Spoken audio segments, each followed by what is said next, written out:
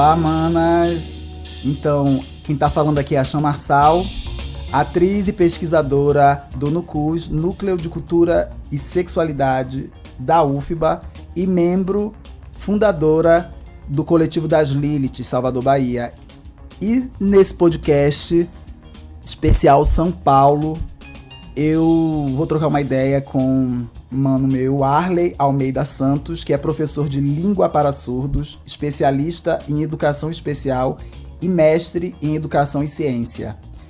Bom, Arley, gratidão por esse encontro mais uma vez, e relembrar que esse encontro também são as sincronias da vida, porque a gente teve a oportunidade de se conhecer lá em janeiro, né, quando a gente trouxe Chica Manicongo aqui para apresentar no Itaú.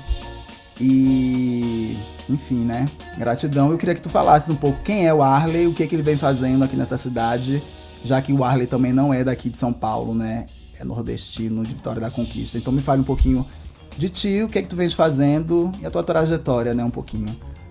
Isso, Chão, obrigado pela oportunidade. Realmente é um encontro da vida. A partir de Chica Manicongo, em janeiro, nós nos conhecemos. Eu me chamo Arley Almeida, eu tenho 30 anos, sou de Vitória da Conquista, moro em São Paulo há 9 anos. Atualmente sou professor, trabalho com educação de surdos. Assim que eu cheguei em São Paulo, eu frequentava muito a República, que é um bairro muito tradicional aqui em São Paulo, muito conhecido da comunidade LGBT. E percebi que tinha uma população surda muito presente nos ambientes que eu participava, que eu frequentava, e me despertou um interesse muito grande de conhecer esse público. O tempo foi passando, eu fiz faculdade de letras e a partir de então meu projeto de conclusão de curso foi sobre surdos. Fiz uma especialização voltada para surdos também. No mestrado eu pesquisei como essas pessoas se relacionam nos espaços de saúde, como é a questão da comunicação, se é barreira, quais as barreiras que enfrenta. E atualmente eu quero pesquisar a sexualidade e subjetividade da pessoa surda. Sim. E dessa pesquisa aí que tu fizeste a princípio, o que foi que tu percebeste, assim, em relação a como é a acessibilidade, como são as questões que atravessam essa população, né? Nesse trabalho inicial, né, que tu percebeste. Certo. Atualmente, em São Paulo, nós podemos dizer que com todas as mazelas e dificuldades, inclusão e acessibilidade em São Paulo existe, é tanto que nós temos muitos surdos que vêm para São Paulo. Então, assim, eu fico pensando em relação ao Brasil, aos países que não têm, os estados que não têm acessibilidade. Como é que a pessoa surda entra nesses espaços e mantém, pensando em escola, que é um estudo transversal da educação básica até o ensino superior, os surdos passam por essa dificuldade também. E como resultado, eu percebi assim, o principal é a barreira da comunicação mesmo, porque nós ouvintes, nós nos consideramos os surdos. Nós já temos uma língua consolidada, então a relação de empatia, que é super importante, nem sempre a gente tem para com o outro. E pensando em surdos, isso é uma questão sempre muito presente, porque em todos os momentos a comunicação e a língua vai ter necessidade de fazer presente, mas nem sempre presente porque a gente não sabe. Sim, tu falaste uma coisa que para mim me interessa também, é que Libras é um sistema de línguas, de códigos, enfim, mas que é brasileiro, né? Como é que se depara a realidade de pessoas, eu não sei, eu tô te fazendo porque tu és técnico nesse sentido, uma pessoa que é de outro país com um surdo do Brasil, como é que existem códigos que talvez converjam, acho, para uma comunicação comum ali? É bem pontuado. Realmente a Libras a gente pode retratar como língua de sinais. Cada país tem uma língua de sinais e como língua, cada língua tem uma marca referente à linguística de variação, de enfrentamentos de cada língua. E a gente pode pensar também em variação linguística no Brasil, por exemplo. Os surdos de Salvador, quando vêm para São Paulo, se depara com sinais diferentes. Quando daqui de São Paulo, quando vai no Rio, a gente percebe a partir de comunidades e de clãs, que são sinais diferentes, mas eles conseguem se comunicar. Por exemplo, a nossa língua de sinais, a principal influência é da língua de sinais francesa, que quando surgiu a língua de sinais da França, um especialista de lá veio para o Brasil em 1857 ensinar para a gente como educar pessoas surdas. E existe uma língua que chama gestuno, que é uma comunicação internacional, mas uma particularidade da língua de sinais é que é uma língua espaço-visual. Então, assim, por exemplo, um surdo do Brasil que vai para a Bolívia, vai para outro país, consegue se comunicar, mas é claro que uma língua é bem diferente da outra. Mas por ser línguas que a principal marca é uma marca de experiência visual, eles conseguem sim se comunicar. Sim. E aí, queria também que tu me falasses, assim, como tem sido a produção dessas pessoas, dessa comunidade, em relação à produção teórica, acadêmica, artística, enfim, filosófica. Como é que essa comunidade tem pensado e tem escrito, né? E, assim, entender também que, é claro, eu não estou falando com uma pessoa surda, que eu estou falando com uma pessoa que é intérprete, né? E que é educadora também para pessoas surdas. Eu acho que nesse sentido o mais interessante seria gravar um vídeo, né? Porque a linguagem é muito visual, muito gestual, muito corporal, né?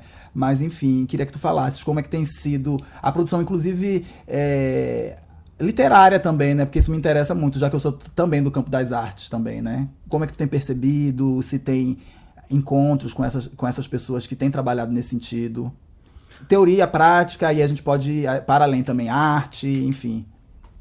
O que a gente pode destacar e falar como reflexão para o público do grupo é o seguinte: desde 2002, a língua brasileira de sinais foi reconhecida como principal língua e comunicação do povo surdo brasileiro. Nós estamos falando de 2002, né? A Lei 10.436. Nesse momento, a língua foi reconhecida como principal forma de comunicação do povo surdo. A partir de então, o nosso trabalho é que os surdos tenham um período escolar efetivo igual nós ouvintes, mas a dificuldade de trabalhar essa questão bilíngue nas escolas, desde a educação especial até o ensino superior.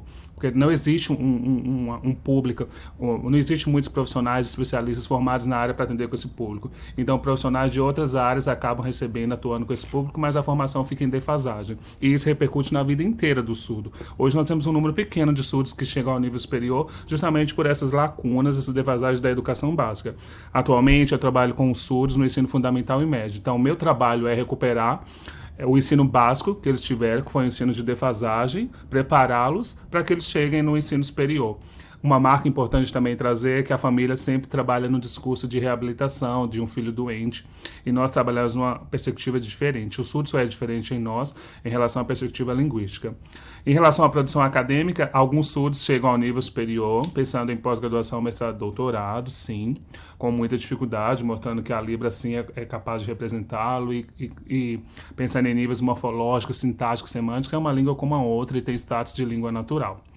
Pensando em produção também no mundo moderno, na atualidade, nós temos surdos e youtubers também, que conseguem mostrar sua arte através de vídeo, a sinalização faz uma troca bacana, mostra o comparativo da nossa língua com a língua deles, e isso aproxima nós, ouvintes, da comunidade surda, que tem uma cultura e identidade diferente da nossa. Nós temos também uma drag surda, que tem um canal chama Kitana Dreams no YouTube, qual o trabalho dela é desmistificar, desconstruir esse paradigma do surdo como deficiente, como doente, pensa numa visão socioantropológica, e ela ensina sinais da comunidade LGBT para que o mundo aprenda e ocorra também essa interação.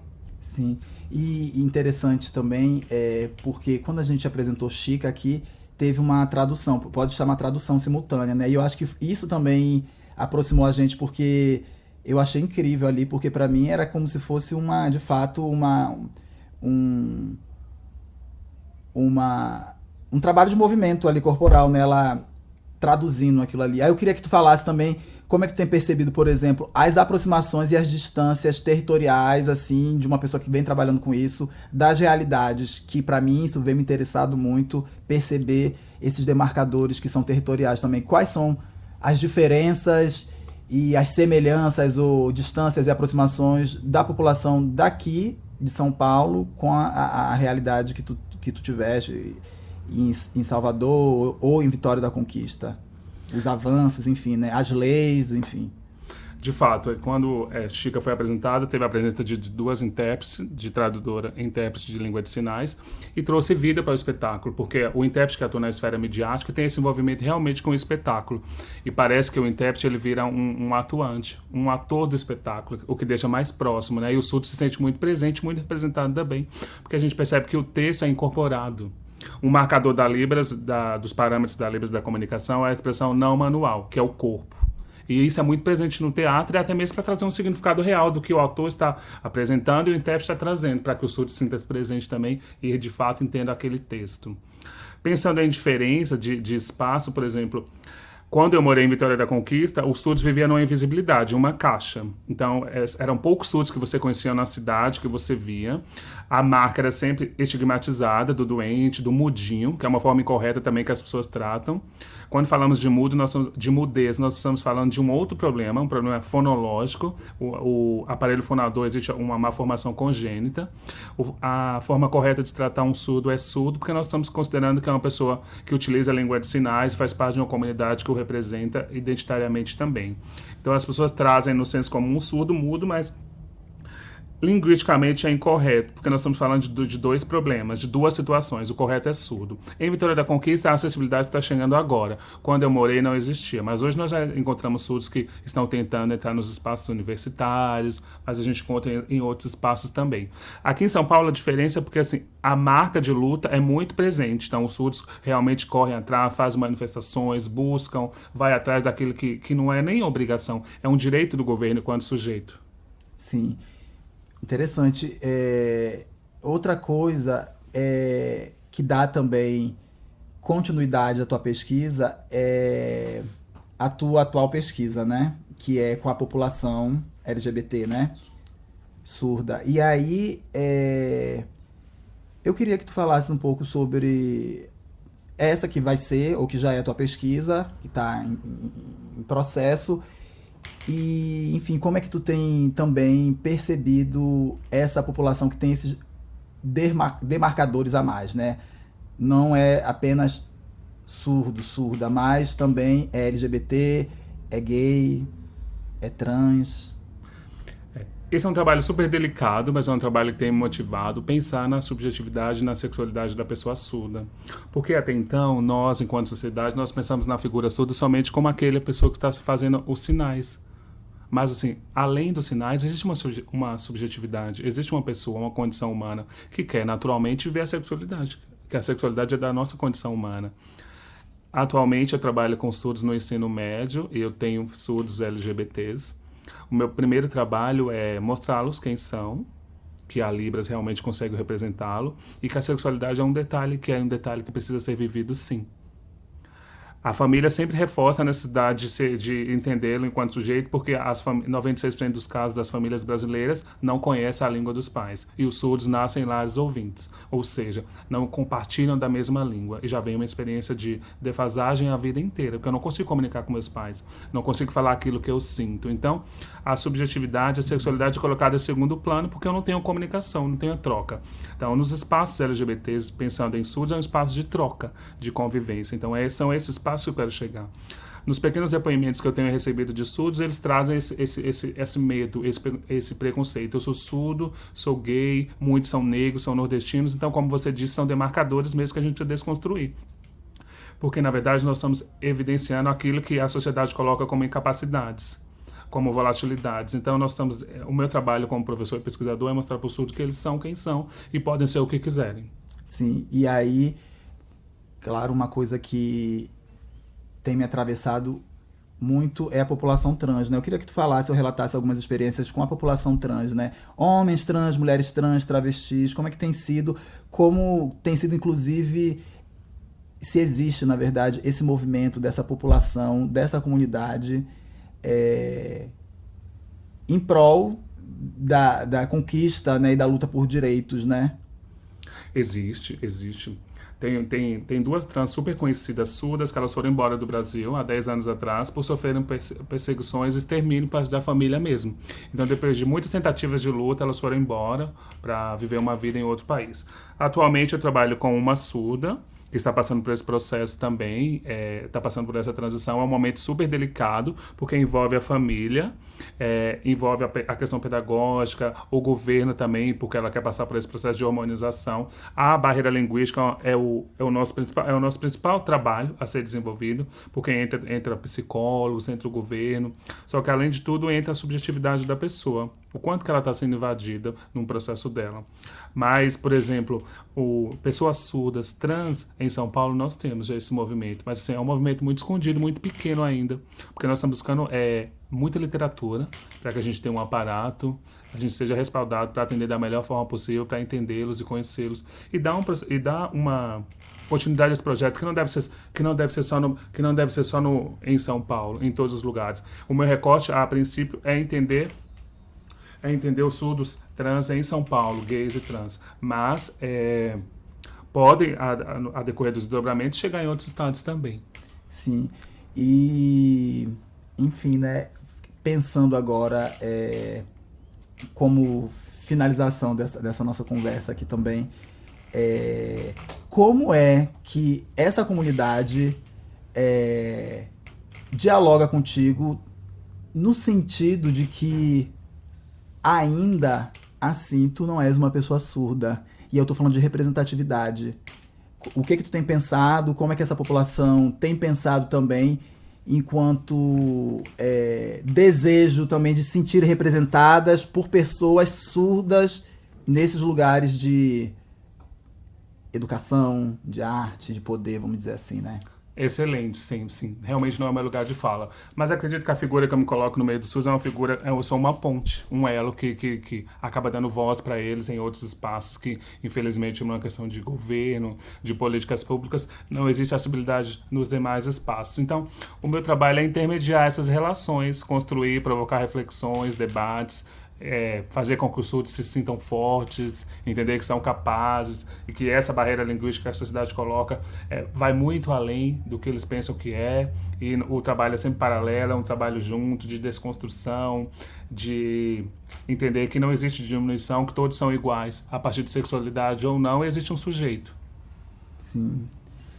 É isso, né, mano? Assim, já estamos encerrando aqui. Quero te agradecer. A gente tá falando de onde? Qual é o nome desse bairro aqui? Nós estamos falando da Zona Norte, bairro Limão. Bairro do Limão, Zona Norte de São Paulo.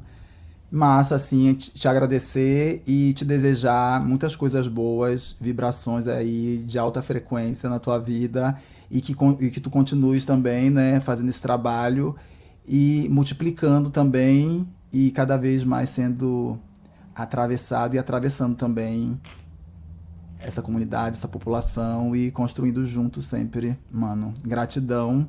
E a gente encerra aqui esse podcast. Se você quiser falar mais alguma coisa para encerrar. Eu que agradeço a oportunidade. É sempre bom falar, refletir sobre surdos, porque é uma população bem grande no país. Atualmente já são 10 milhões de surdos, considerados deficientes auditivos e surdos sinalizadores. Então é sempre bom trazê-los à tona para que a sociedade, a comunidade, entenda que essa população não está numa caixinha. E eles não precisam ser tratados, eles precisam ser vividos como nós, entendidos como nós. E é sempre bom, qualquer olhar que você tenha, porque a Libras vai além da mãozinha que a gente está acostumado a ver na TV. Nós temos que olhar os corpos que estão além da mão. Tá bom? Agradeço a oportunidade. Tá, gratidão. E é isso, gente. A gente encerra aqui esse podcast, o primeiro que eu tô gravando aqui em São Paulo. E a gente se encontra no próximo podcast. Um beijinho e até a próxima.